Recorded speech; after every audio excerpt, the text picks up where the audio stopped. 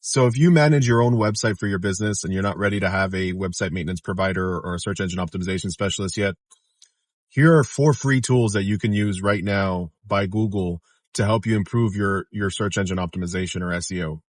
First one's going to be pagespeed.web.dev. That's the URL. That's PageSpeed Insights. It's managed, like I said, it's managed by Google, and you can do free site audits on your website that'll give you a score for your core web vitals for both your mobile version and desktop version of your website. And it'll give you tips on what to do to improve your scores. The second one's going to be Google Trends. Here you can put in the keyword or your industry or niche, and it'll show you what are the trending searches on Google right now for that keyword or that industry. And that'll help you brainstorm some ideas for content creation, for blogging, things like that. That'll help drive traffic to your website. The third one's going to be Google Search Console.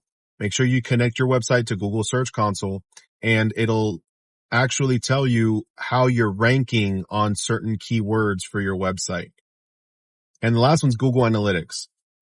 Go ahead and connect your website to Google Analytics as well, and this will give you very detailed reporting on website traffic, user engagement, what your most popular web pages are, things like that. Hope this helps. Follow for more value.